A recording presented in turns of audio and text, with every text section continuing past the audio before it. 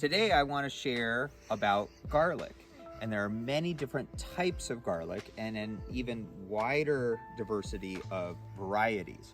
And there are two main types of garlic. There are the soft neck types. If you've ever had garlic from the supermarket, you have eaten garlic that is either an artichoke type or a silver skin type. I don't have any silver skin here. That is typically it's a white bulb, and it is a more mild garlic with small cloves. And it's called a soft neck because the stem is pliable. And this one does not make scapes. These are the false flower stalks that eventually elongate that hardnecks do. So the advantages of the soft neck are they're easier to grow, they're more rewarding and more forgiving of less than ideal circumstances. So soft necks, but you do tend to get smaller cloves. The bulbs can be quite large. Then the other type is called hardneck, and that is because it has, or some people call it stiff neck. I have one here from the field that we let it elongate. So it started off a pigtail. People call these scapes or garlic whistles. I'm sure there's other regional names. But as it's growing, it starts off like this. If you leave it in the field, this is a false flower stalk. So see, here's the little bud. This has gotten a little dried out because it's been in the fridge waiting for doing this video today. Whereas this one we left in the field, this is German white. It's a porcelain type, and you can see it's almost as tall as me. It does not produce a true flower because garlic has evolved to be propagated vegetatively or clonal. So we'll get into how you grow garlic soon, but I wanted to point out up here, it's not actually a flower. What it actually is this false flower stalk, and when I massage it and open it, you see those aren't seeds, but instead these are what are called bulbules. So you can see as I squish it with my hand, that's actually garlic. So you could plant these, but it takes 2 years to get to a good size, so no one does that. So we typically break the scapes off because it helps direct energy into the bulb. Again, two main categories, hard neck and soft neck. And then within those, there are other types, we'll call it. They're all Allium sativum, that is the Latin name. And alliums are in the lily family, so related to daffodils, orchids, onions, shallots, that kind of thing. So what we're eating as garlic is a storage bulb. So these were harvested in July. We've dried them down, and now here they are. So I'm going to just start off by explaining them, and we'll go ahead and start off with this oddball. This is elephant garlic. And it's not a true garlic. It's actually botanically related to a leek, and they can achieve huge size. You can see how big the cloves get. Elephant garlic, you plant individual cloves. Instead of producing this false flower stalk, it actually does produce a compound flower, much like a leek. So, but we cut those off because that's not the part we want. So, elephant garlic. It has a different flavor.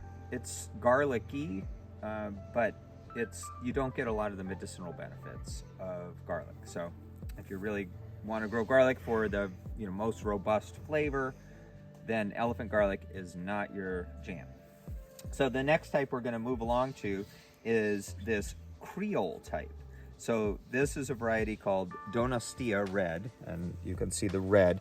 It's a hardneck variety. The Creoles oftentimes do not produce a very strong scape. So if you're after scapes, the Creoles are not the one for you. But one thing that is adventitious about them is they mature early and they're mild flavored. Plus you can grow them at more southerly latitudes. Some varieties of garlic need to be grown in the north. Here in Southern Oregon, we're at 42 degrees northern latitude. It's worth looking up what your latitude is, because that determines the type of garlic you can grow. So the Creoles are a mild flavored, early maturing, very handsome garlic, tend to be kind of squat and these rounded cloves. And we sell a number of different types of Creoles. The artichoke type, this is a soft neck, and you can, if you're ever wondering, you can see how the difference here. See the stiff neck, hard neck? See it's strong there?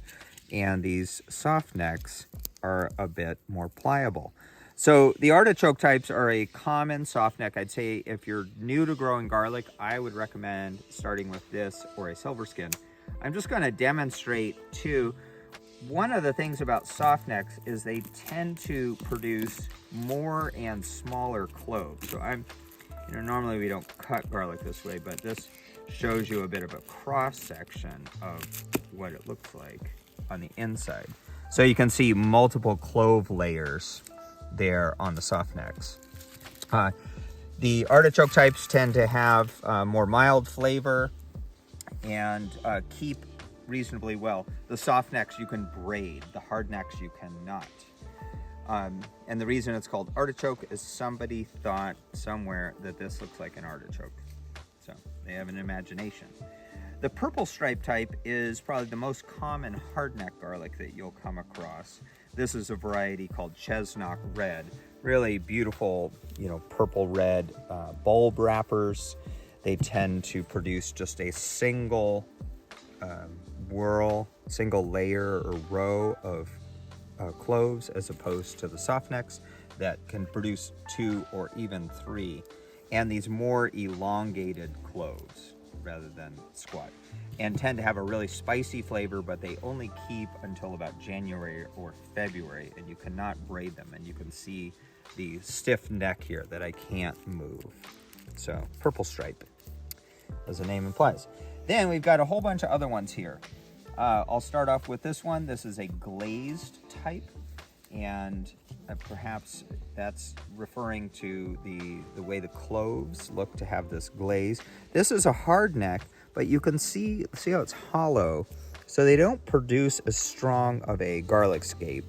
They tend to have squat bulbs, a kind of mild spicy flavor, and this beautiful kind of burgundy to mahogany clove wrappers.